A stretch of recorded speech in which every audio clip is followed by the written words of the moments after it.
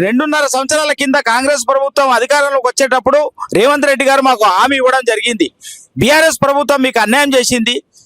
ఒకటే డిపార్ట్మెంట్లో ఒక రూల్స్ ఉండడం కానీ ఉండాలి కానీ ఒక డిపార్ట్మెంట్లో రెండు రూల్స్ ఇవ్వడం ఏంది? మీకు అన్యాయం జరిగింది, శ్రమదోపిడి జరిగింది. కాబట్టి నేను అధికారంలోకి వచ్చిన వెంటనే మీకు న్యాయం చేస్తా.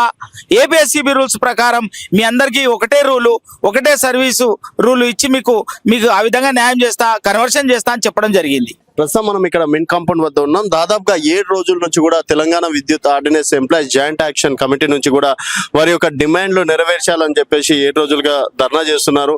మరి ప్రభుత్వం వెంటనే దిగి రావాలి, మా యొక్క ఏదైతే డిమాండ్స్ ఉన్నాయో నెరవేర్చాలి అని చెప్పేసి కూడా చెప్తున్నారు. సో ఏం సార్ అంటే ప్రభుత్వం ఏం చెప్తుంది?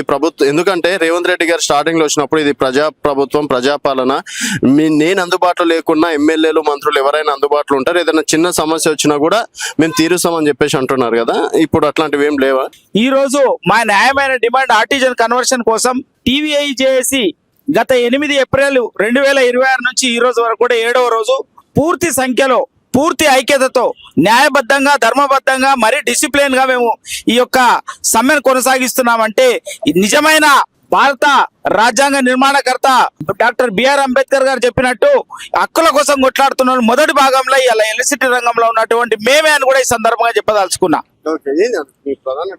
అయితే సార్ మాకు 2.5 సంవత్సరాల కింద కాంగ్రెస్ ప్రభుత్వం అధికారంలోకి వచ్చేటప్పుడు రేవంత్ రెడ్డి గారు మాకు హామీ ఇవ్వడం జరిగింది.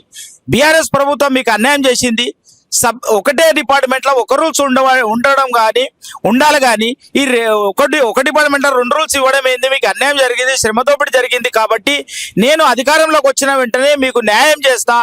ఏపీఎస్సీబీ రూల్స్ ప్రకారం మీ అందరికీ ఒకటే రూలు, ఒకటే సర్వీసు రూలు ఇచ్చి మీకు ఆ విధంగా న్యాయం చేస్తా, కన్వర్షన్ చేస్తా అని చెప్పడం జరిగింది. కాబట్టి మేము అనేక సందర్భాలలో మెమరాండం ఇస్తూ అందరికి కూడా మా యొక్క అన్యాయం గురించి, మా యొక్క డిమాండ్ గురించి అందరికీ మెమరాండాల ద్వారా వివరించుకుంటూ రావడం జరిగింది. కాబట్టి మా యొక్క ఆర్టిజన్ కన్వర్షన్ అనేది న్యాయమైంది. ఈ రోజు 7వ రోజు సమ్మె కొనసాగిస్తున్నాము. వెంటనే ప్రభుత్వం కానీ అధికారులు కానీ చర్చలు పిలిచి మాకు ఆ విధంగా వెంటనే న్యాయం చేయాలని సందర్భంగా కోరుతున్నాం. ఒకవేళ ప్రభుత్వం దిగిరాలి సార్, అదే నేను చెప్పేది. ఈ రోజు న్యాయం ప్రజాపాలన అన్నారు. ప్రజాపాలనలో ఈ రోజు ప్రభుత్వంలో మేము ముందడుగు ఉండి ప్రభుత్వాన్ని నడిపిస్తున్న ఎవరంటే ఆర్టిజన్ కార్మికులు, ఎలక్ట్రిసిటీ కార్మికులు. ఎందుకనంటే ఈరోజు మీరు ఎలక్ట్రిసిటీ డిపార్ట్మెంట్ నుంచి పబ్లిక్ ఎట్లాంటి స్కీమ్స్ ఇచ్చినా కూడా దాన్ని ఫుల్ఫిల్ గా ముందుకు తీసుకుపోయి ప్రజలకి అందిస్తున్న ఎవరంటే ఎలక్ట్రిసిటీ కార్మికులు. అట్లాంటి ఎలక్ట్రిసిటీ కార్మికులకు ఆర్టిజన్ కన్వర్షన్ ఇవ్వడంలో మీకు ఆలస్యం ఎందుకని కూడా మేము ఈ సందర్భంగా కోరుతున్నాం. అట్లా కనుక మీరు చేస్తే ఖచ్చితంగా మా పోరాటము మామూలుగా సాగదు. ఎందుకనంటే మేము ఎర్ర టెండలైనా, వానలైనా, చలిలైనా తట్టుకొని నిరంతరం 24 hours ఫీల్డ్ మీద వర్క్ చేసి మరి ముఖ్యంగా పవర్ డిపార్ట్మెంట్ చేసే పవర్ మ్యాన్లం మేము. అట్లాంటి పవర్ మ్యాన్లకు మీరు ఇట్లాంటి అన్యాయం చేస్తే చూస్తూ ఊరుకోము. ముందు ఖచ్చితంగా మేమందరం ఐక్యతగా ముందుకెళ్తాము. ఇది ఒకటే కాదు, అన్ని పార్టీలను కలుపుకుంటాము, అందరు ప్రజల్ని కలుపుకుంటాము, అందరి యూనియన్లను కలుపుకుంటాము, అన్ని అసోసియేషన్లు కలుపుకొని ముందుకెళ్తామని సందర్భంగా హెచ్చరించదలుచుకున్నాం. ఎస్, వాస్తవంగా చెప్పాలంటే కేసీఆర్ గారు మాకు ఎంతో చేసినట్టే లెక్క. ఎందుకనంటే మాకు ఆర్టిజన్ ఇచ్చి మాకు ఒక ఐడి నంబర్ తీసుకురావడం జరిగింది, మాకు ఒక పే స్లిప్ తీసుకురావడం జరిగింది. ఆయన చేసిన తప్పేందనంటే ఓపెన్ గా చెప్తున్నాం, మాకు అందరూ ఒకటే, ప్రభుత్వం ఎవరున్నా మేము ఆ ఉద్యోగాలు యథావిధిగా కొనసాగిస్తాం, ఎవరి సైడ్ మేము ఉండం.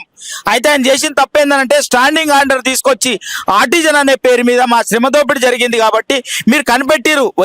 ఈ రేవంత్ రెడ్డి గారు మీరు కనిపెట్టే మీకు ఖచ్చితంగా ఆర్టిజన్ లో పేరు తొలగించి మీకు స్టాండింగ్ ఆర్డర్ తొలగించి ఆర్టిజన్ కన్వర్షన్ ఏపీఎస్సీబీ రూల్స్ ప్రకారము మీకు ఇస్తానని చెప్పి మీరు హామీ ఇచ్చి ఇంతవరకు కూడా బేఖాతరు చేసి మమ్మల్ని ఈ రోజు ఈ యొక్క సమ్మె కొనసాగించే దిశగా మీరు దిగజార్చడం అనేది మీరు ఆలోచించుకోవాలని కూడా మరొకసారి హెచ్చరిస్తున్నా.